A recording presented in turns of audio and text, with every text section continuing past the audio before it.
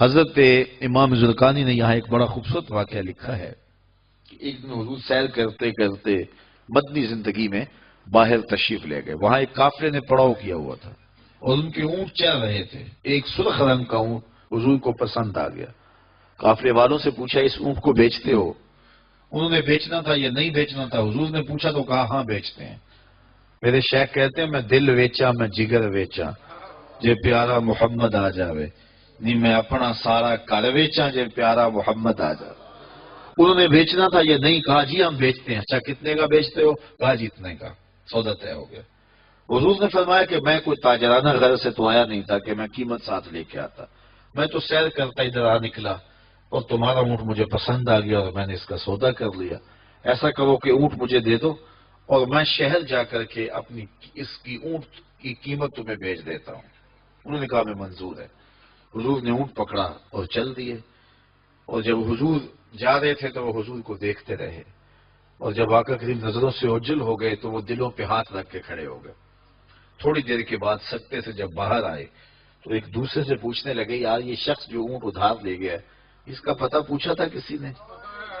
جب کسی کو نقد سودا دیا جائے تو اس کا عطا پتہ پوچھنے کی ضرورت نہیں ہوتی. اور جب کسی کو ادھار دیں تو یا آپ اسے جانتے ہوں یا درمیان میں کوئی ضامن ہو یا کوئی چیز گروی رکھی جائے. اور کہا ایک شخص آیا تم نے اس کو اونٹ دے دیا اس کا پتہ بھی نہیں پوچھا. اس نے کوئی درمیان میں ضامن میں نہیں دیا. تم نے کوئی شے بھی گروی نہیں رکھی اس کی. تو یار تم سب کی عقل پہ پردہ آ گیا. اس کا پتہ تو پوچھ لیتے. قیمتی اونٹ لے گیا. ایک بولا یار جب وہ باتیں کرتا تھا منہ سے پھول جھڑتے تھے. اذا تکلم رؤیا کالنور یخرج من بین ثنایاہ. کہا میں تو اس منظر کو دیکھتا رہ گیا. دوسرا کہنے لگا یار جب وہ جو ہے وہ مسکراتا تھا سامنے والے پہاڑوں پہ عکس پڑتا تھا. اذا ضحک یتلالع فی الجدر. تیسرا بولا یار میں تو اس کی آنکھیں دیکھتا رہ گیا. کیا خوب سجن دیاں اکھیاں نے, کیا خوب سجن دیاں اکھیاں نے جویں پال کے سرائیاں رکھیاں نے. تو اجے میرا یار نے ڈٹھا جنوں ویکھ کے چند شرم آوے. ادھی راتی دن چڑھ جاوے جیو رخ تو نقاب اٹھاوے. تے جیو نکلے سیر کرن نو سارا گلشن سیس نواوے. اتے دھرتی لف لف جاوے جے ہاتھ پھلاں وچ رکھدا ہاتھ پھلاں تو ود جاوے. نین نشیلے مست رسیلے وچ سونا کجل سہاوے. اکھ اگڑے تے انج پیا جاپے جویں میں خانہ کھل جاوے. توبہ توبہ حسن سجن دا چال نہ چلی جاوے. بجلی ڈردی لشک نہ مارے متا بے ادبی ہو جاوے. تے جے او کھولے پیچ زلف دے اتے راہی راہ پل جاوے. توبہ توبہ حسن سجن دا چال نہ چلی جاوے. علم خدا نے اینا دتا عقلاں وچ نہ آوے. عقل خدا نے اینی دتی علماں وچ نہ آوے. کی اعجاز نظر وچ او دی جو آوے وک جاوے. خلق او دے نے مولئی دنیا کوئی ورلائی جان بچاوے. آزم ایڈا سونا ماہی سانو کدھرے نظر نہ آوے. انہوں نے کہا جو بھی ہوا تم اس کے حسن میں کھو گئے اور وہ قیمتی اونٹ اپنے حسن کا جادو جگا کے تم سے ہتھیا کے لے گیا. امام زرقانی لکھتے ہیں جب انہوں نے یہ کہا نا کہ قیمتی اونٹ ہتھیا کے لے گیا تو اب تک خاموش بیٹھی خیمے کے پردے کی اوٹ میں بیٹھی قافلے کے سردار کی بیوی نے خیمے کا پردہ سرکایا اور ان سے مخاطب ہو کے بولی انا ضامنۃ لسامان جمالکم لا یغدر بکم. خبردار اس کے خلاف کوئی بات کی تو اگر وہ قیمت نہ دینے آیا تو مجھ سے لے لینا, میں اس کی ضامنہ ہوں. انہوں نے کہا اچھا اچھا تو اسے جانتی ہے؟ کہا واللہ میں بھی نہیں جانتی. تو کہا پھر ضمانت کیسے دے رہی ہے؟ کہا جب تم سودا کر رہے تھے خیمے کی اوٹ سے میں نے اس کا چہرہ دیکھا تھا اور جس کا چہرہ اتنا سونا ہو وہ جھوٹ بول ہی نہیں سکتا ہے. تھوڑی دیر گزری تو حضور کے غلام آ گئے کہ کون ہیں لوگ جن سے ہمارے آقا نے اونٹ خریدا تھا. انہوں نے کہا یہ ہم لوگ ہیں. کہا یہ حضور نے کھجوریں تمہاری ضیافت کے لیے بھیجی ہیں اور یہ تمہاری قیمت ہے. انہوں نے کہا قیمت بعد میں دینا ہم تو خود بک گئے ہیں, ہمیں پہلے بتاؤ وہ پیارا رہتا کہاں ہے. تو کہا یہ نخلستان مدینہ جو سامنے دکھائی دیتا ہے یہی ڈیرے ہیں اس محبوب کے. تو امام زرقانی لکھتے ہیں سارا قبیلہ, اس قبیلے کا نام تھا وفد تارک, وہ سارے کا سارا وفد تارک اٹھا اور مدینہ المنورہ پہنچا اور حضور کے قدموں میں جا کے بیٹھ گیا. تیری تک کے ادامہ میں مرید ہو گئے. تو چہرہ اتنا خوبصورت تھا، اللہ اکبر، دیکھنے والے کہا کرتے ہیں اللہ اللہ، یاد آتا ہے خدا دیکھ کے صورت تیری۔ تو کسی سے اگر پیار اس لیے کیا جاتا ہے کہ وہ سونا بڑا ہے، تو پھر آؤ نا اس سے پیار کیجئے جو اتنا سونا ہے کہ پیر بہر علی بول کے کہنے لگے، مکھ چند بدر شاہ شانی ہے، متھے چمک دی لاٹ نورانی، کالی زلف تے اکھ مستانی ہے، مخمور رکھی مد بھریاں۔ اعلیٰ حضرت بریلی سے بول رہے ہیں، ذرا لہجہ دیکھیے کتنا خوبصورت ہے۔ بل بل نے گل ان کو کہا، بل بل کی منتہائی پرواز نہیں ہے کسی کو پھول کہہ دے، وہ پھول سے آگے تو سوچ نہیں سکتی، لیکن اس نے بھی پھول کہہ دیا۔ بل بل نے گل ان کو کہا، کمری نے سروے جاں فضا، حیرت نے جھنجھلا کے کہا یہ بھی نہیں وہ بھی نہیں۔ خورشید تھا کس زور پر، کیا بھڑ کے چمکا تھا کمر، بے پردہ جب وہ رخ ہوا یہ بھی نہیں وہ بھی نہیں۔ وہ حسن دیا اللہ نے اپنے محبوب کو۔ تو کسی سے اگر اس لیے پیار کیا جائے کہ وہ سونا بڑا ہے، تو مجھے بتاؤ کہ حضور جیسا سونا زمانے میں کوئی ہو سکتا ہے؟ اللہ اکبر، سارے حسن حضور کے قدموں سے پھوٹتے ہیں۔ اور مجھے اتنا اچھا لگتا ہے یہ شعر اعظم چشتی مرحوم کا کہ اس نے پتہ نہیں کہاں بیٹھ کے یہ شعر لکھ دیا کہ سمجھا نہیں ہنوز میرا عشق بے ثبات، سمجھا نہیں ہنوز میرا عشق بے ثبات، تو کائنات حسن ہے یا حسن کائنات، تو کائنات حسن ہے یا حسن کائنات۔ تو اگر کسی سے اس لیے پیار کیا جاتا ہے کہ وہ خوبصورت بہت ہے، تو پھر بتاؤ حضور کے حسن، یاد حضور کے چہرے کا جمال اور رنگ اور شان، تو پھر حضور کا چہرہ ہے نا۔ حضرت میمونہ بنت کردم رضی اللہ تعالیٰ عنہ فرماتی ہیں کہ مجھے حضور کی زیارت کا شوق ہوا تو میں اپنے والد گرامی کے ساتھ حضور کی زیارت کے لیے حجۃ الوداع کے موقع پہ میں حج کے لیے گئی، اور حضور سواری پہ بیٹھے تھے اور میں اپنے والد گرامی کے ساتھ حضور کی قربت حاصل کرنے کے لیے اور حضور کی زیارت کے لیے پہنچی۔ حضور کے چمکتے چہرے پر نظر جم نہ سکتی تھی اور میرے میں ہمت نہ ہوئی کہ میں حضور کے چہرے کو دیکھ سکوں۔ تو حضور سواری پہ بیٹھے تھے تو میں حضور کے پاؤں کو دیکھنے لگی۔ فرماتی ہیں کہ حضور کے انگوٹھے کے ساتھ والی جو انگلی تھی اس کا قد باقی انگلیوں کی مناسبت سے لمبا تھا۔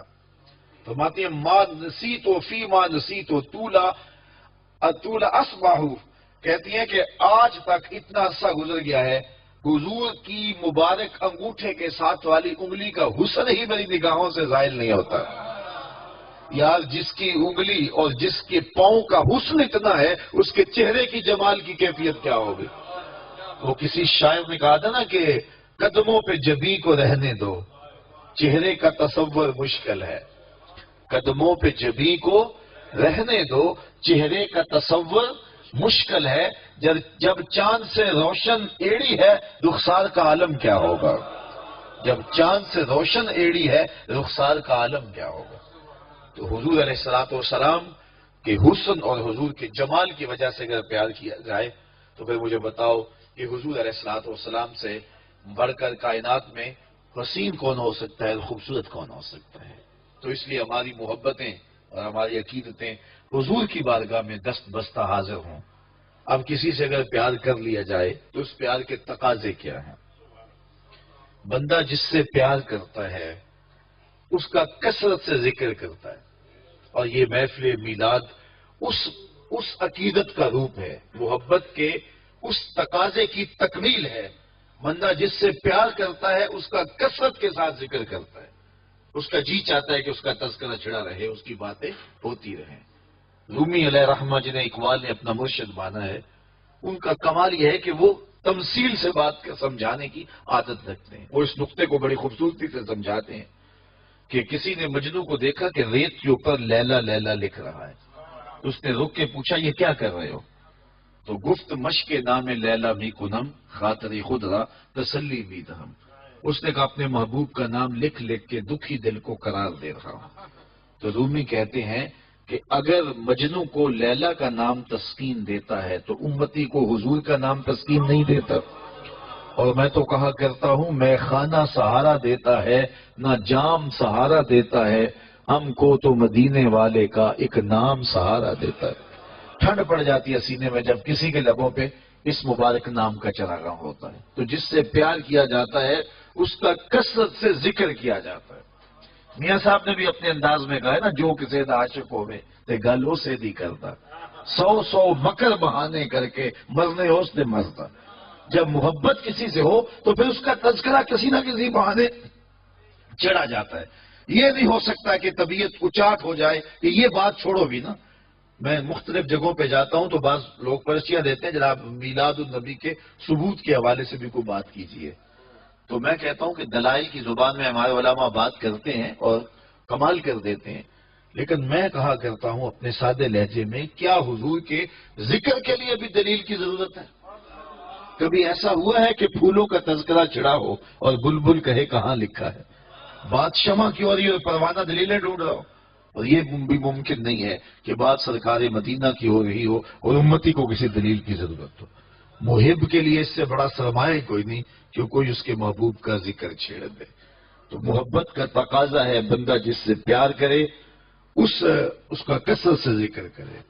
دوسرا تقاضا یہ ہے بندہ جس سے محبت کرتا ہے اس کا نہ عیب سن سکتا ہے نہ اس کا عیب دیکھ سکتا ہے۔ حبو کا شیع یومی و یسم، بندہ جس سے محبت کرتا ہے اس کی محبت میں بہرا بھی ہوتا ہے، اندھا بھی ہوتا ہے۔ اس کی محبت میں جو ہے وہ نہ اس کا عیب بیان کر سکتا ہے، نہ اس کا عیب سن سکتا ہے، نہ اس کا عیب دکھائی دیتا ہے۔ جہاں محبت پیدا ہو وہاں عیب نظر نہیں آتے، وہاں کمال نظر آتے، عیب ہوں بھی تو نظر نہیں آتے۔ رومی علیہ رحمہ فرماتے ہیں، وہ اس کو بھی ایک تمثیل سے سمجھایا کہ بادشاہ وقت نے لیلا کو دربار میں بلا لیا اور کہا کہ تیرے حسن کا بڑا شعلہ ہے، تو نے ایک شہزادے کو حواس باختہ کر کے رکھ دیا، اور حتیٰ کہ اس کا تشخص اور نام بھی بھول گیا۔ نام تو اس کا کیس تھا نا، لیکن دنیا مجنون کے نام سے جانتی ہے۔ وہ کسی نے کہا تھا تیری محفل میں آ کے بدنام ہوئے، نگاہ زمانہ میں بے نام ہوئے، تو نے وعدہ کیا تھا بچھڑیں گے نہ ہم، تیرے ہی ہاتھوں سے نیلام ہوئے۔ تشخص تک مٹ گیا، نام تک مٹ گیا۔ کہا تیری آنکھوں میں کون سا جادو ہے کہ تو نے ایک شہزادے کو حواس باختہ کر دیا؟ مجھے تو تیرے میں کوئی کمال نظر نہیں آیا، تیرے سے زیادہ میری لوڈیاں خوبصورت ہے۔ گفت لیلا را خلیفہ کاں توئی، کس تو مجنو شد پریشان و غوی، از دیگر خوباں تو افزون نیستی، گفت خامش چوں تو مجنو نیستی۔ بادشاہ نے بلا کر کے لیلا کو کہا کہ کون سا جادو ہے تیری آنکھوں میں؟ تیرے سے تو زیادہ میری لونڈیاں حسین ہے، مجھے تو کوئی کمال نظر نہیں آ رہا۔ تو لیلا نے 2 لفظی جواب دیا، گفت خامش، کہا بادشاہ چپ کر جا، چوں تو مجنو نیستی، تو کوئی مجنو تو نہیں نا۔ دیدائے مجنو اگر بودے تو رہا، از تو عالم بے خطر بودے تو رہا، تیری آنکھ مجنو والی ہوتی پھر تو مجھے دیکھتا۔ تو ہوش دارو لیک مجنو بے خودست، در طریقے عشق بیداری بدست، تو ہوش والا ہے اور مجنو ہوش کو چھٹی دے کے آیا ہے، اور اس کوچے میں ہوش کی پونجی چلتی نہیں ہے۔ تو رومی کہتے ہیں کہ اگر لیلا کو دیکھنا ہے تو مجنو کی آنکھ چاہیے، اور مصطفیٰ کریم کو دیکھنا ہے تو ابو بکر کی آنکھ چاہیے۔ اگر وہ نگاہ ہوگی تو کبھی ہو ہی نہیں سکتا کہ کوئی عیب دکھائی دے، اور یہ تو ذات وہ ہے جہاں عیب ہے ہی نہیں۔ محبوب میں تو عیب ہو بھی تو نظر، اور یہ وہ ذات ہے خلقت مبرئا من کل عیب، یہاں تو عیب نام کی چیز ہی کوئی نہیں، بلکہ میرے امام بولے وہ کمال حسن حضور ہے کہ گمان نقص جہاں نہیں۔ نقص تو بڑی دور کی بات ہے، یہاں نقص کا گمان بھی نہیں ہے۔ یہی پھول خار سے دور ہے، یہی شمع ہے کہ دھواں نہیں۔ ہر پھول کے ساتھ کانٹا ضرور ہوتا ہے اور ہر شمع کے ساتھ دھواں ضرور ہوتا ہے، لیکن حسن رسول وہ پھول ہے جس کے ساتھ کانٹا نہیں ہے، اور وہ شمع ہے جس کے ساتھ دھواں نہیں ہے۔ تو جہاں محبت پیدا ہوتی ہے وہاں عیب ہو بھی تو دکھائی نہیں دیتا، اور جو میرے اور آپ کے آقا و مولا ہیں وہ تو ہیں ہی سراپا کمال۔ اللہ اکبر، ہمیں اس پہ ناز کرنا چاہیے کہ ہمیں حضور عطا کیے گئے۔ خدا کی قسم حضور کی ذات وہ ذات ہے، میں نے کتب میں پڑھا ہے 12 نبیوں نے آرزو کی ہے کاش ہم حضور کی امت سے ہوتے، نبیوں نے تمنائیں کی ہیں، آرزو نہیں۔